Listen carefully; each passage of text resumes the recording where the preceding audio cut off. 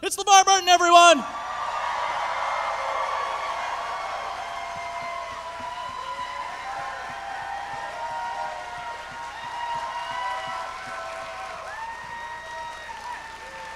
Welcome. Thank you.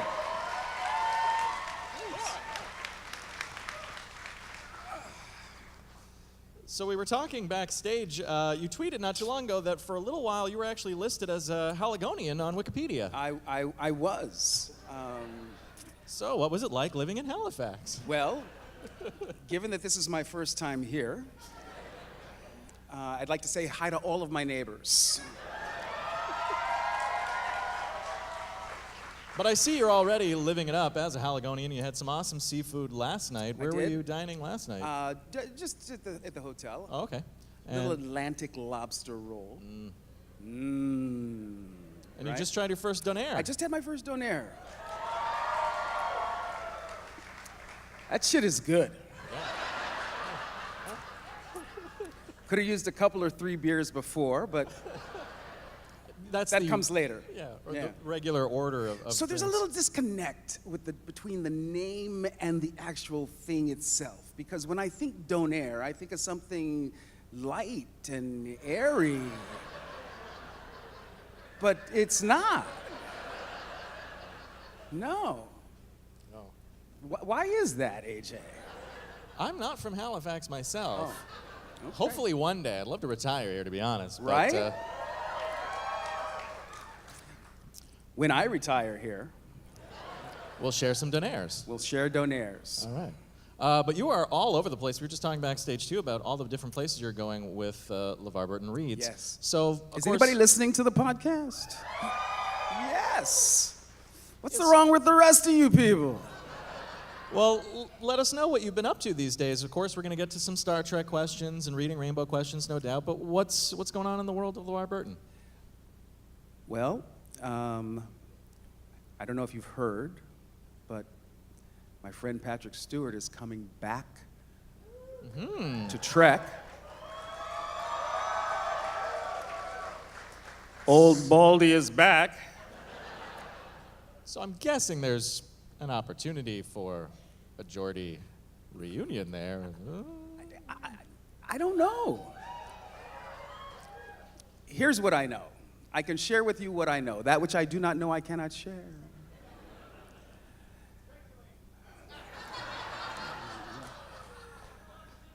Speculation will always get you in trouble. We know that Patrick is coming back. We know that it's at least 20 years after we last saw him. And so, I gotta figure that those people from that ship are still a part of his life. Right? We'll see. We'll see. Any hopes for what you might do if you were... Where would you see Geordi these days? I don't know.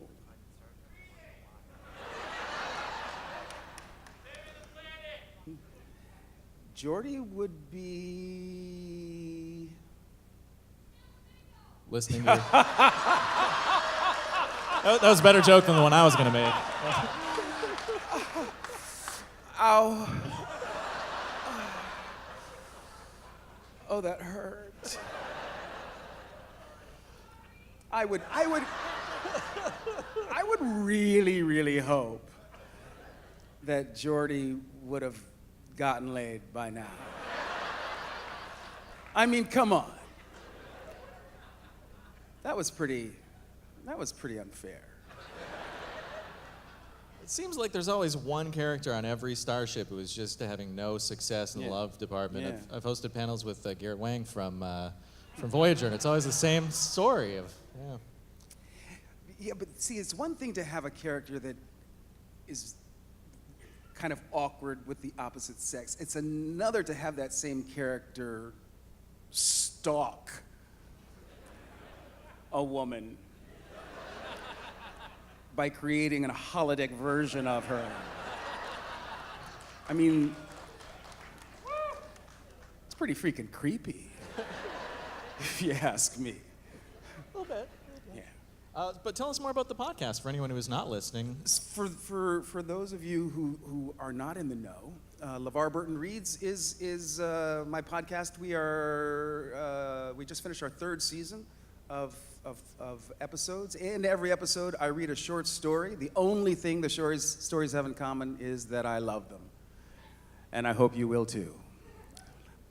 So it's really just me and a short story and a microphone. We layer in some sound effects and sound design, but we don't go overboard. So it really is about the theater of the mind. It's about the listener engaging in a story that is read to them, and who doesn't love to be read to? Now, but you're touring as well. You're going to be Yes. in Toronto not too long from now. So Going to what be in happens? Toronto in a week or so. I hit Washington, D.C. on Halloween, then Toronto, followed by Boston, Austin, Dallas, Atlanta, and Philadelphia. So if you're going to be in any of those cities, do come by. And what happens on the stage show? Is it a number of short stories that you read? It's is it one. different? I Just one? pick an author that lives in or is associated with that city, and I read one of their stories. They are present on the night, and we do a conversation Oh, cool. afterwards, and then we open it up to Q&A, and then I do a meet and greet. So it's a pretty full evening, and every story suggests to me a musical instrument that we then bring on stage with the accompanist, and so the story itself is accompanied with a live musical underscoring. And what's great for me is not only does it bring me in contact with a live audience, but I get about 90 minutes before showtime, I do a cue to cue with the musician. They've already composed some themes that my producer has shared with me. We do a cue to cue, and then we dance live, and it's a lot of fun. I love it. I love it. So we are going to go to the floor questions in just a bit. I got two more before we get there. This first one is actually from me personally. You have a question, AJ? I do. See, here's the thing. I was hosting a show for Space Channel for a number of years. The show was canceled back in May. I didn't know. Yeah, it was canceled. So I, for the first time in my adult life, have found myself kind of unsure of what's going to happen next in my career. And Yeah. LeVar, you've always been someone I looked up to. And I know you've had a very successful career with lots of jobs, Reading Rainbow, Roots, Star Trek. We know you from a whole lot of things. Have you ever found yourself at a point in your career where you were unsure about what to do next or about where your career might be going? And how did you get through that moment? Because I'm sure it's something that at some point we can all relate to, being in this sort of circumstance. Has that ever happened to you? No, AJ. Okay, no advice. Great, we can move on. This next question.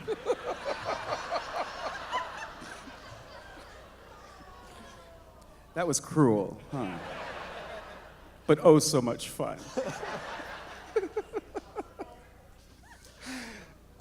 We can go to Twitter though, because I was thinking I could ask people on Twitter for questions, and I got a Yes? great one. Did you? Yeah, it's what would a chief engineer do to save a wet cell phone? And that's from Stephanie Cozart Burton.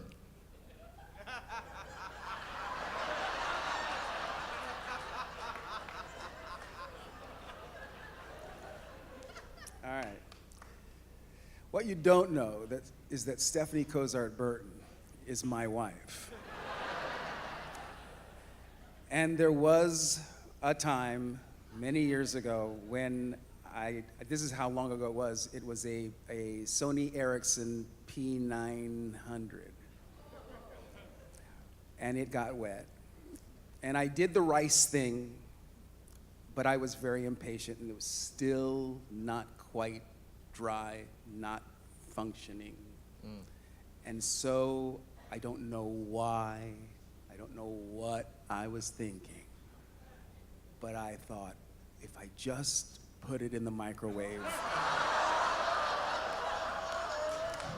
for a second,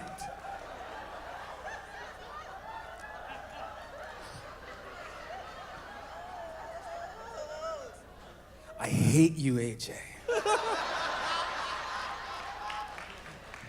I thought it would be good. I didn't know it would be that good. I'm so glad I tweeted at her. She didn't tell you the story. No, she just set me up with a question. That's awesome. Have you ever told that on stage before? I've never told that story in public before.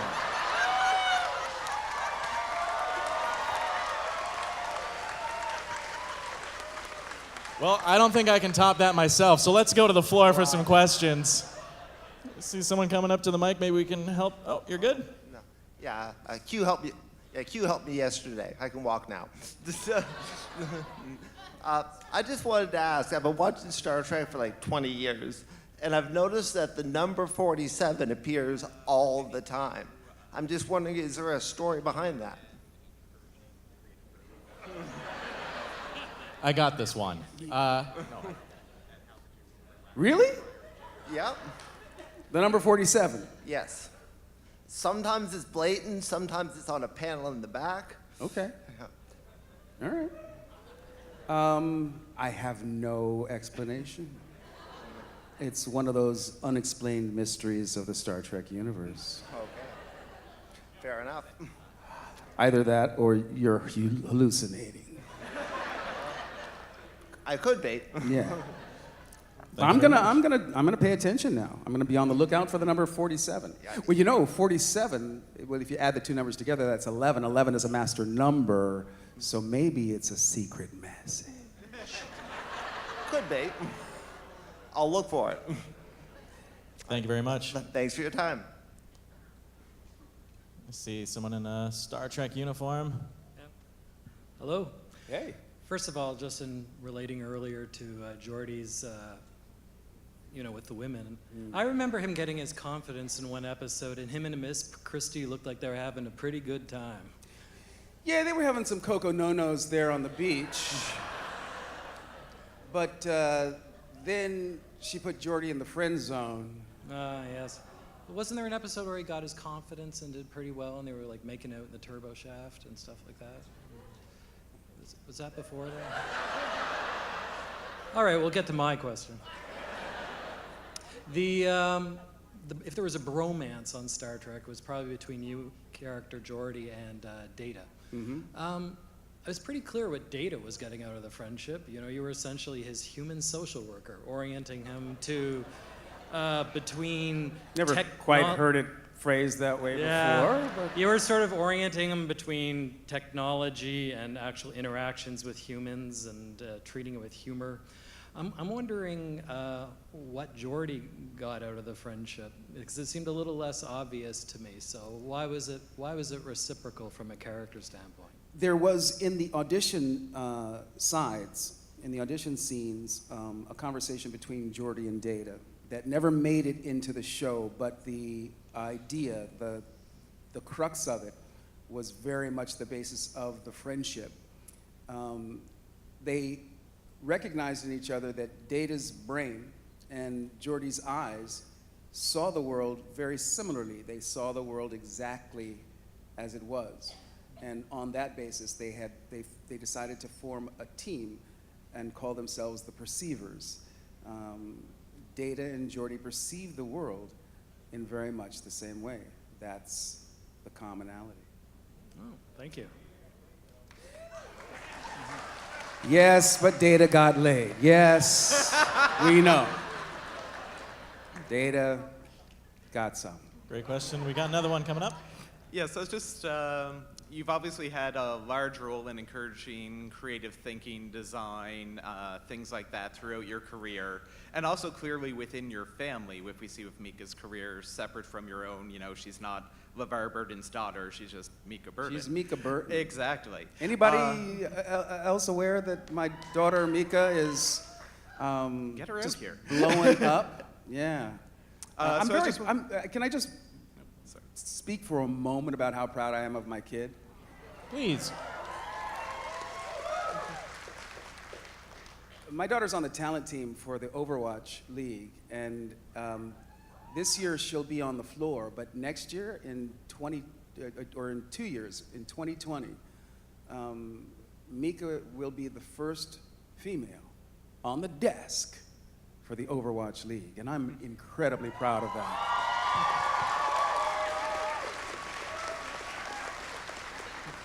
Not bad. So the question was sort of pertaining to the differences and similarities and overlaps between that, between how things went in the family and how things went in terms of educating children in general across the world, and sort of what lessons you took from one to the other and vice versa. Wow. You mean between parenting and acting? Well, the acting and Reading Rainbow and the Kids Coalition, you know, all the various. Well, I started Reading Rainbow long before Mika. Right. In fact, when she was growing up, there was a brief time in her life when she called me Daddy Rainbow, which I thought was just, I miss those days. Mika went to drama school. I guess she saw that that was a pathway that I took, and so she went to drama school at the University of Michigan. I went to the University of Southern California in Los Angeles. She wanted a school with a big tradition and a terrific program, and USC was just way too close to home. So she graduated from the University of Michigan and then went to Austin for 2 years to work for Rooster Teeth. And now she's home living in my house again. But she's saving her money, and she will be moving out and getting an apartment and embarking, on her life and career in earnest. I'm enormously proud of my kid. Cool. Thank you.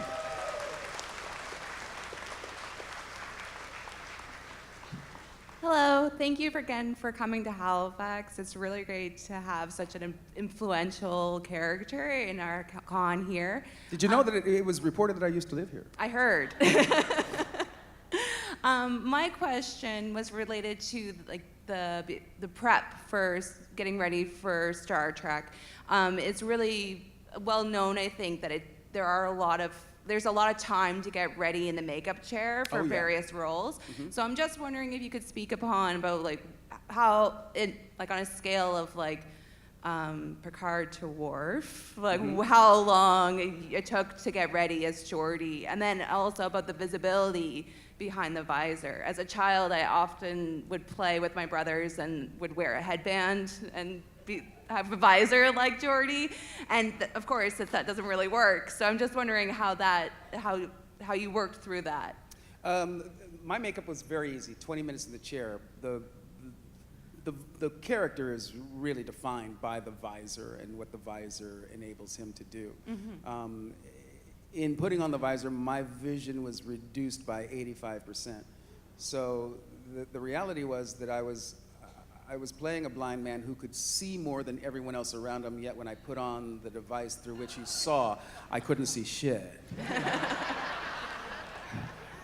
And that's showbiz. Yeah. Great, thank you. You're welcome. Oops, I'm short. Blue hair coming out. Like it. Hi, AJ. LeVar, I just wanted to thank you for Reading Rainbow. When my kids were little, we watched it together, and we never missed an episode, and you gave them a love of books. And it's really appreciated.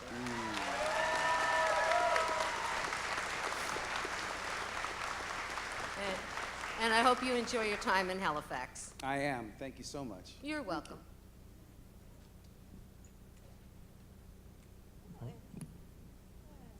I know you like reading a lot, so what's your favorite book? Wow. My favorite book tends to be whatever book or books I'm reading at any given time. When I talk about favorite books that I've read in the past, I cite Captain's Courageous by Rudyard Kipling as the book that I was reading when I got what reading was about, when I found myself transported to another place, another time that had no relationship to where I was in Sacramento, California, reading on my bed. And I remember that when I finished that book and closed it, that there was this profound feeling of sadness that came over me. I now recognize that as depression. You will find out about depression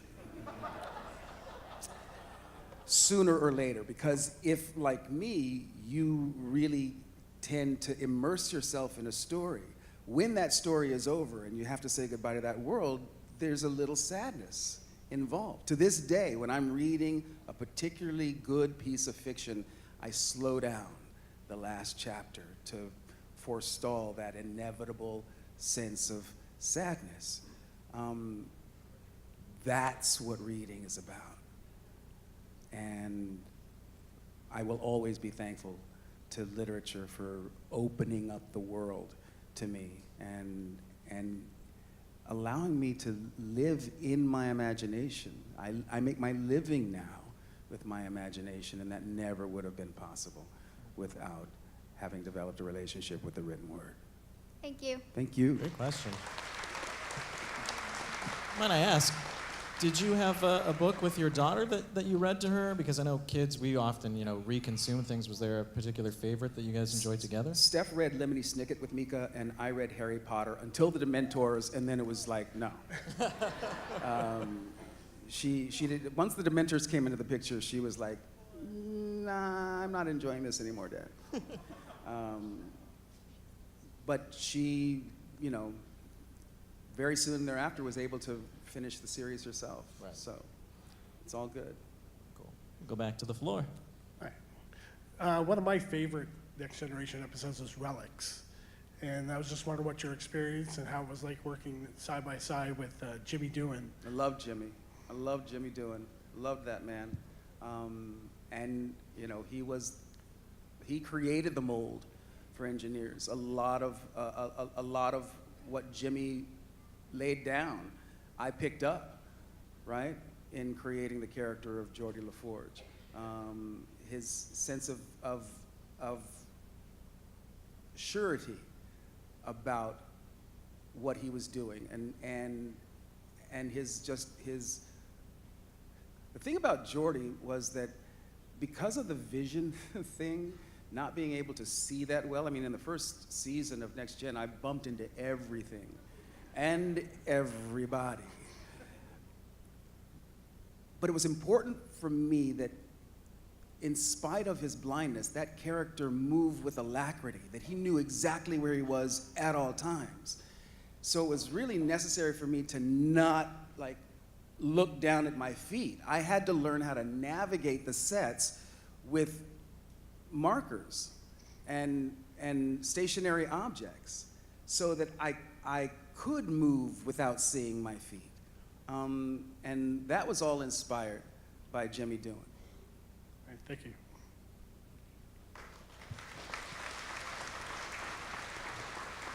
Okay, I'm really short, so I apologize. Hi, my name's Vicky, and thank you for making Reading Rainbow, because you made this young woman a very happy little girl. I couldn't read when I was a kid because I had a learning disability, so being able to be read to was very important. So I want to thank you for that. Thank you, Nikki. Vicky with a V. Vicky with a V. Sorry, Vicky. And that's all right. You're famous. You can call me whatever you wish. But my question was, Geordie is blind. You are not. Did you do any research, talk to any people who are actually blind to figure out what that world was like? I did. Before we started shooting, I went to Oklahoma to a ranch that had a ropes, what they call a ropes challenge course. And there, on this property were what they call high elements. One was an element that they call the pamper pole, which is basically a telephone pole, 30-foot pole. On the top of the pole is a 12 by 12 square. You get strapped into a harness, you climb the pole. The idea is to stand on top of the pole and on the platform, the square platform there. And when you look out about 8 to 10 feet away is a trapeze bar. The idea being once you climb the pole and figure out how to get your feet on top of the platform, then you leap into the void, grab the trapeze bar, and then you're lowered safely to the ground. I did that in the morning, and then after lunch, they challenged me in the afternoon to do it blindfolded, as I was about to play a blind person. Yeah. So they put the blindfold on, and I climbed the pole, managed to get my feet on the platform, stand up straight, and they told me that because I had done it earlier in the day, the experience lived in my body, and that even though I couldn't see where the trapeze bar was, if I relied on my body to guide me, that it would. And so I leapt out into that void, and my wrist struck first, and I was able to just grab with both hands. And once they lowered me to the ground, they told me to celebrate, and I whooped and hollered and danced like you wouldn't believe. It was one of the most exhilarating moments of my life. Like, yay, I'm alive. I didn't die. Yeah, I didn't die, right? Thank you, sir. Thank you, Vicki. We got time for a few more questions. We did just get our 10-minute warning, so we'll keep them going. Uh-oh, this is going to be adorable. Is it hard to move around for your job? It's hard to move around for your job. Is it hard for me to move around for my job? Or are you talking about all the traveling that I do? Or just moving around in general? Travel? Oh, the travel. You know, it's not as fun as it used to be, but I do enjoy travel. I do. It's a good thing. I do a lot of it. I've always loved travel and going different places, meeting new people.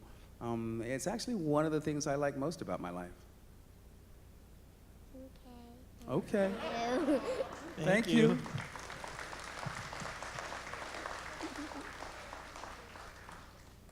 Hi, my question is regarding, have you ever played Overwatch? And if you have, what characters have you ever played?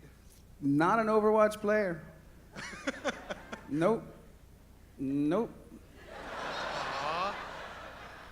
Nope. We'll talk later, though. We can. Raven. Hi. I was wondering what it was like for you to be the first person of color with a disability in a command role on Star Trek. Never even considered that. For me, it was more important to represent for people with physical challenges. And because Star Trek had already done the first African-American thing with Nichelle Nichols in the original series. So I just naturally assumed that by the 24th century, color will have ceased to be an issue altogether. Thank you.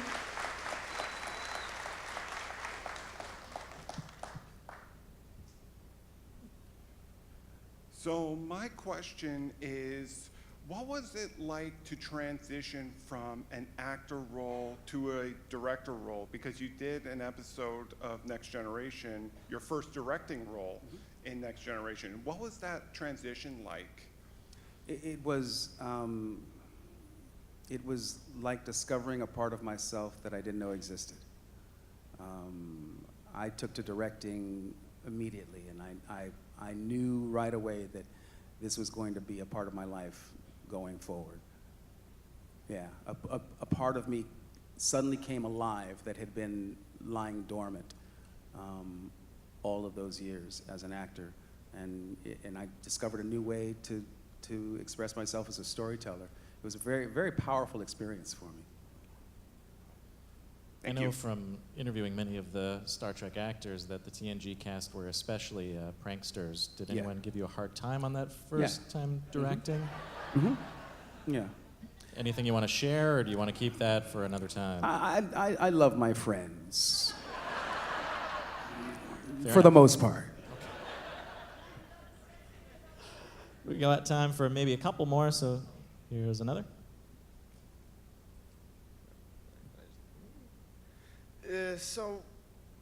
Recently, I think Chris Pine and Chris Hemsworth were laid off from the reboot films. So that kind of leaves open the possibility for, I suppose, a sort of next-gen reboot, maybe? So Not in the Kelvin timeline. Right.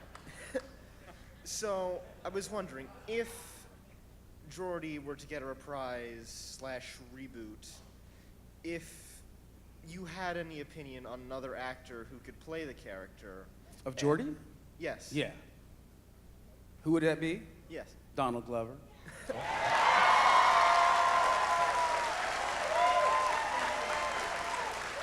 I was actually thinking the same thing just before I came up here to ask the question. So, Do we know if he's a Trekkie?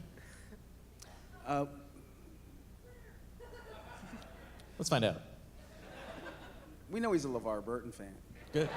Good enough.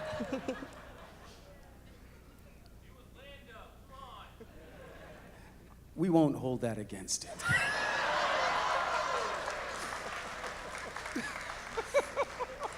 Thank you.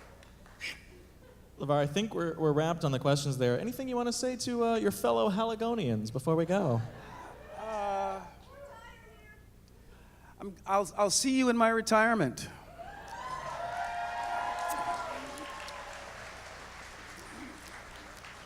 Don't be surprised if an aging actor moves in next door, because I love this place.